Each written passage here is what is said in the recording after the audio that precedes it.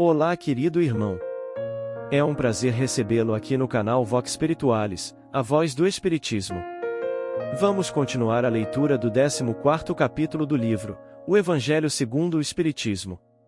Então, já deixe o like e se inscreva no canal para ser notificado de novos vídeos, e eleve seu pensamento a Deus. O Evangelho segundo o Espiritismo, por Allan Kardec e Espíritos. Capítulo 14. Honrem seu pai e sua mãe. Instruções dos Espíritos. A ingratidão dos filhos e os laços de família. A ingratidão é um dos frutos mais diretos do egoísmo. Revolta sempre os corações honestos. Mas a dos filhos para com os pais apresenta caráter ainda mais odioso. É desse ponto de vista em particular que a vamos considerar, para lhe analisar as causas e os efeitos.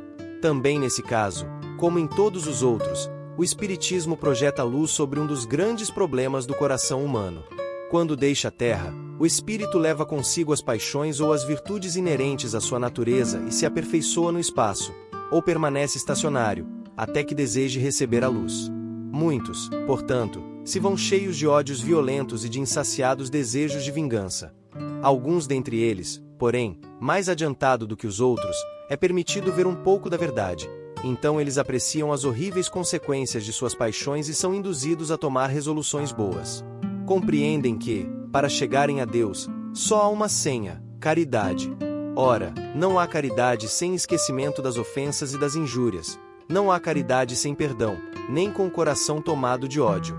Então, mediante esforço incrível, tais espíritos conseguem observar aqueles a quem eles odiaram na terra. Ao vê-los, porém, o rancor se desperta no íntimo deles, revoltam-se contra a ideia de perdoar, e ainda mais, a de cederem de si mesmos, sobretudo a de amarem os que lhes destruíram, quem sabe até, os haveres, a honra, a família. Entretanto, fica abalado o coração desses infelizes. Eles hesitam, vacilam, agitados por sentimentos contrários. Se predomina a boa resolução, oram a Deus, imploram aos bons espíritos que lhes deem forças, no momento mais decisivo da prova. Por fim, após anos de meditações e preces, o espírito se aproveita de um corpo em preparo na família daquele a quem detestou, e pede aos espíritos encarregados de transmitir às ordens superiores permissão para ir preencher na terra os destinos daquele corpo que acaba de formar-se. Qual será o seu procedimento na família escolhida? Dependerá da sua maior ou menor persistência nas boas resoluções que tomou. O incessante contato com seres a quem odiou constitui prova terrível, sob a qual não raro cai, se não tem ainda bastante forte a vontade. Assim, conforme prevaleça ou não a resolução boa, ele será o amigo ou inimigo daqueles entre os quais foi chamado a viver.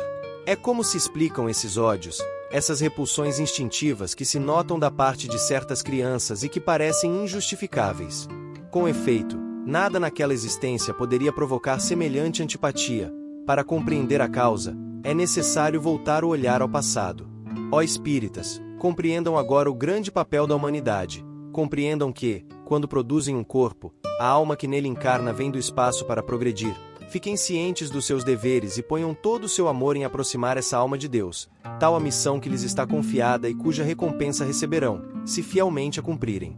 Os cuidados e a educação que lhe darão a ele auxiliarão o seu aperfeiçoamento e o seu bem-estar futuro. Lembrem-se de que Deus perguntará a cada pai e a cada mãe: que fizestes do filho confiado à sua guarda? Se por culpa de vocês ele se conservou atrasado, terão como castigo vê-lo entre os espíritos sofredores, quando dependia de vocês que ele fosse bem-sucedido. Então, assediados de remorsos, vocês mesmos pedirão que lhe seja concedido reparar a falta. Solicitarão para si e para ele outra encarnação em que o cerquem de melhores cuidados e em que ele, cheio de reconhecimento, lhes retribuirá com o seu amor. Pois, não escorrassem a criancinha que rebate sua mãe, nem há que lhes paga com a ingratidão. Não foi o acaso que a fez assim e que a deu. Imperfeita intuição do passado se revela, do qual podem deduzir que um ou outro já odiou muito, ou foi muito ofendido, que um ou outro veio para perdoar ou para expiar. Mães, abracem o filho que lhes dá desgostos e digam consigo mesmas: um de nós dois é culpado. Façam-se merecedoras dos gozos divinos que Deus conjugou à maternidade, ensinando aos seus filhos que eles estão na terra para se aperfeiçoar, amar e bendizer. Mas muitas de vocês, em vez de eliminar por meio da educação os maus princípios inatos de existências anteriores, travam e desenvolvem esses princípios, por uma culposa fraqueza ou por descuido, e mais tarde, o seu coração, corrompido pela ingratidão dos filhos, será para vocês, já nesta vida, um começo de expiação. A tarefa não é tão difícil quanto parece e não exige a sabedoria do mundo. Tanto o ignorante como o sábio podem desempenhá-la sim, e o Espiritismo lhe facilita o desempenho, dando a conhecer a causa das imperfeições da alma humana. Desde pequenina, a criança manifesta os instintos bons ou maus que traz da sua existência anterior. Os pais devem se esforçar em estudá-los. Todos os males se originam do egoísmo e do orgulho. Então, que os pais estudem os menores indícios reveladores da origem de tais vícios e cuidem de combatê-los, sem esperar que lancem raízes profundas. Façam como o bom jardineiro, que corta os brotos defeituosos à medida que os vê apontar na árvore. Não se espantem de serem mais tarde pagos com a ingratidão se deixarem que o egoísmo e o orgulho se desenvolvam.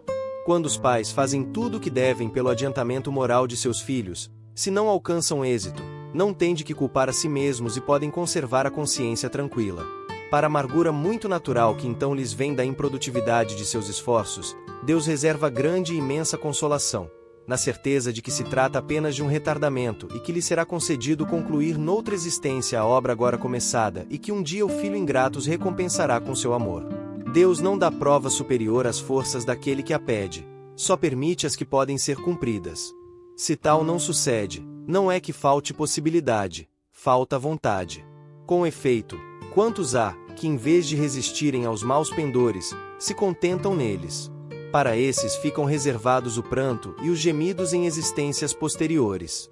No entanto, admirem a bondade de Deus, que nunca fecha a porta ao arrependimento.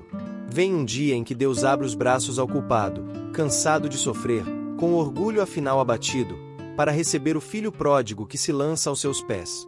Ouçam bem, as provas rudes são quase sempre indício de um fim de sofrimento e de um aperfeiçoamento do espírito, quando aceitas com o pensamento em Deus.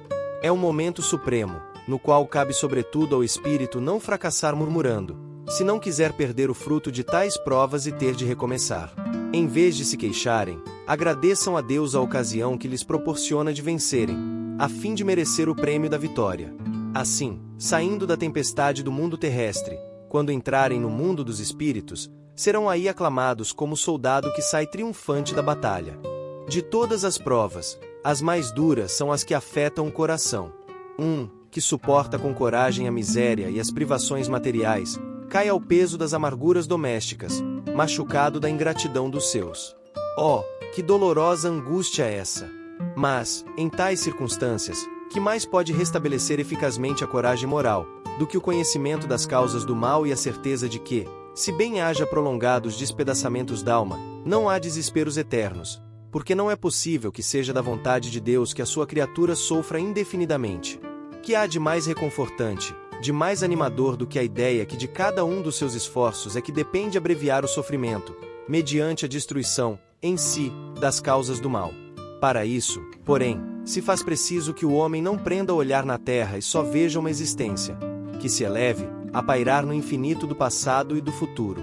Então, a justiça infinita de Deus se evidencia, e esperam com paciência, porque se torna explicável o que na terra lhes parecia verdadeiras monstruosidades. Passa-se a considerar as feridas que aí se abrem como simples arranhaduras. Nesse golpe de vista lançado sobre o conjunto, os laços de família se apresentam a vocês sob seu aspecto real. Já não enxergam apenas os frágeis laços da matéria a ligar-lhes os membros. Enxergam, sim, os laços duradouros do espírito, que se perpetuam e consolidam com a evolução, em vez de se quebrarem por efeito da reencarnação.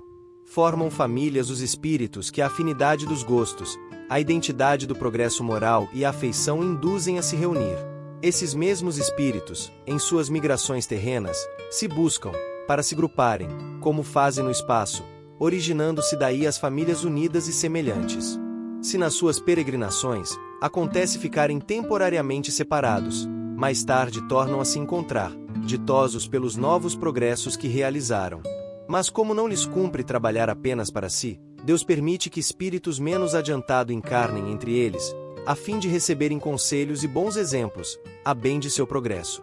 Esses espíritos se tornam, por vezes, causa de perturbação no meio daqueles outros, o que constitui para estes a prova e a tarefa a desempenhar. Portanto, acolham a eles como irmãos, auxiliem, e depois, no mundo dos espíritos, a família se felicitará por haver salvo alguns náufragos, que por sua vez, poderão salvar outros. Santo Agostinho, Paris, 1862. Encerramos aqui o capítulo. O que achou da passagem? Deixe uma mensagem nos comentários e compartilhe com as pessoas que você gosta. Não esqueça de deixar o like e se inscrever para ser notificado dos próximos capítulos.